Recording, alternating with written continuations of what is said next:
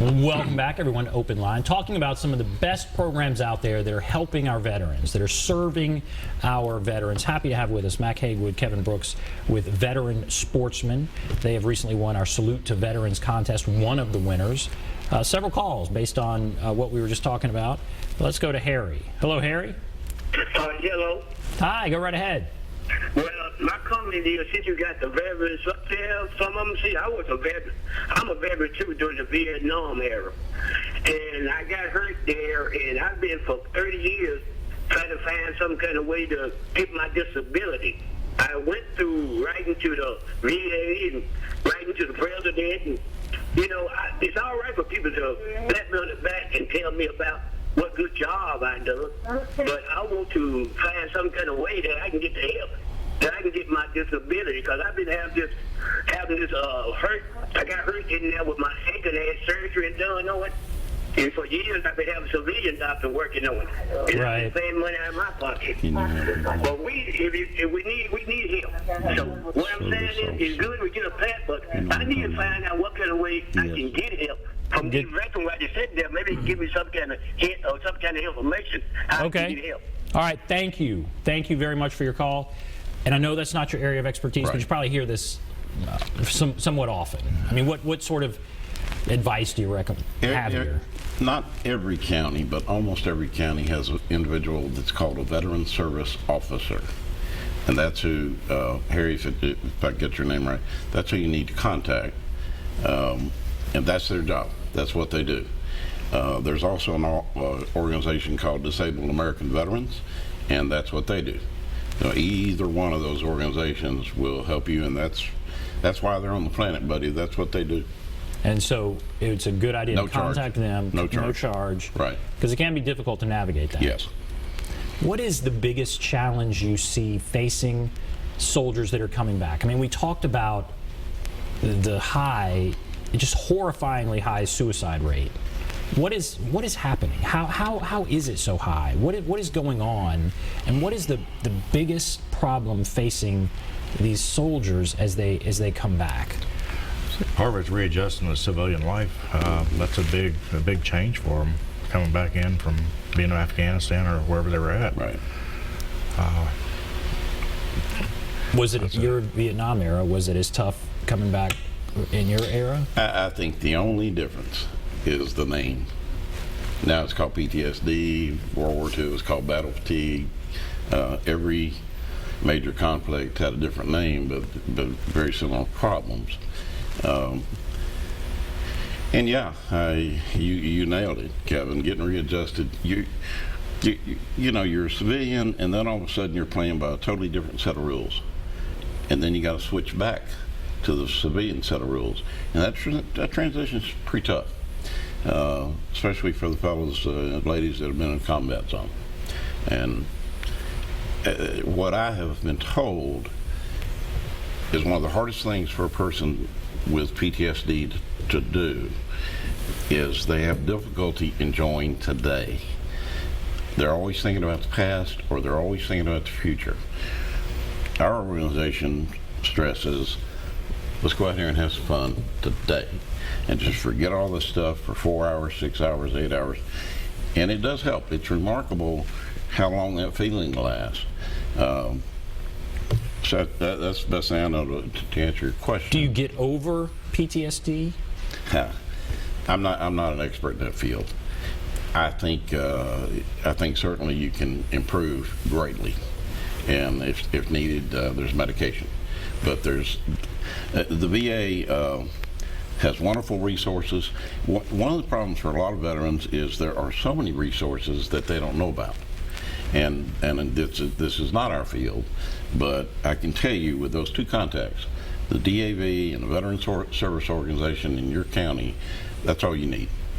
And that's all those folks do, and they do it free. It's great. All right, let's go back to the phone here. Let's go to Peter. Hello, Peter. Yes, hi, how are you? Great, go right ahead. I just have a couple things I wanted to mention. First of all, is there a phone number to call in order to reach this organization to be able to discuss maybe various things that could be helpful?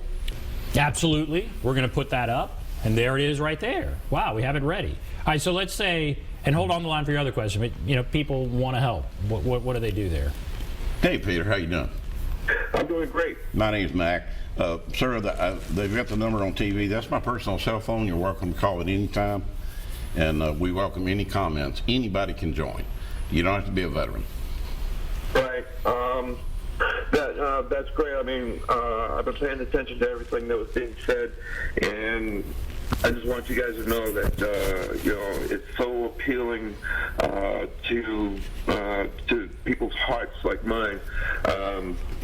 You know, I'm a veteran also, Vietnam era, never made it to Vietnam, but I have been told by Vietnam vets, when they find out that I never got there, they said that I thank God that you never made it there.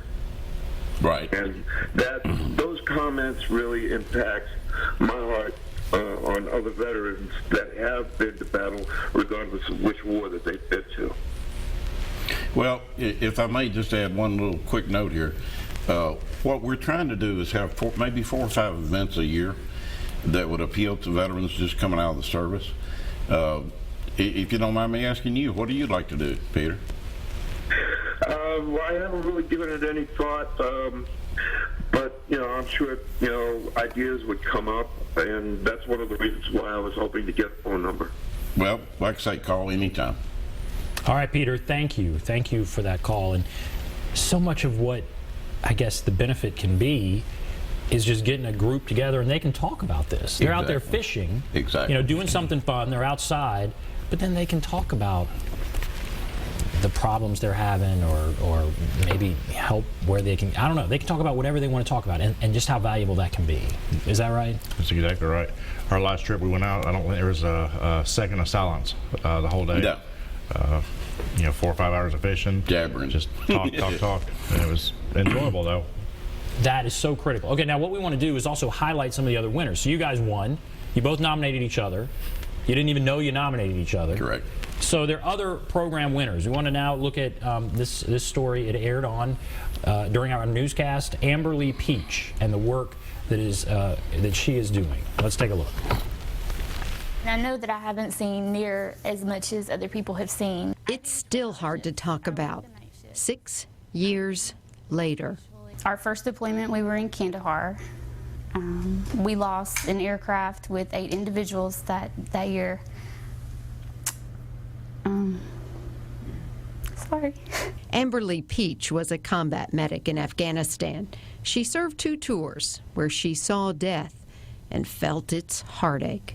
But, you know, whenever you go to seeing these people before deployment, you've met their families before deployment, and then things like that happen on deployment, it kind of changes things. The Army was Amberly's way to a better life for herself and her 2 boys. I have Zachary, and he's 17, and I have Spencer, and he's 14.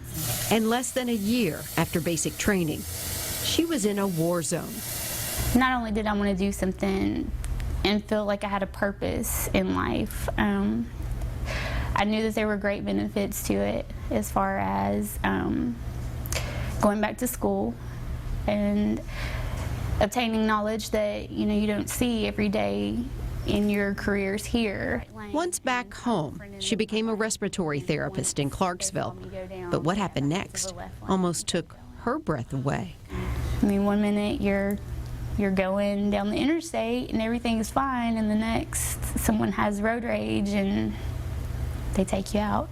These are her scars after a motorcycle accident in July.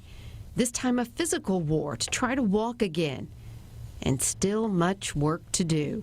I had a fractured left ankle, fractured left tibia, and I have a plate that connects my comminuted fracture. But she soldiered on through physical therapy. And when her best friend nominated her for the Special Veteran Salute, she couldn't believe it. Because I've seen people that have done more, and people that deserve the spotlight. I'm just the average Joe. An average Joe she is not. Her Salute Award is a $500 gift card presented by News Channel 5 managers. She will use a little on groceries, and then I'm gonna get things that I can put in gift bags and take it to the mission. So you're going to give this money away? Yeah. Amberly Peach does not wear a uniform anymore, but she continues to serve. There are people that need more than I need. I'm able to get up and go to work. I have an education that provides me with a good job. I have a great support system that helps me whenever I need help. So I just feel like we should kind of give back. Amy Watson, News Channel 5. Another example of a great program that has we are recognizing on News Channel 5. Salute to veterans, another winner right there. We're going to take a break. Roger, others on the line, hold on. We'll take a break, take your phone calls, be back right after this.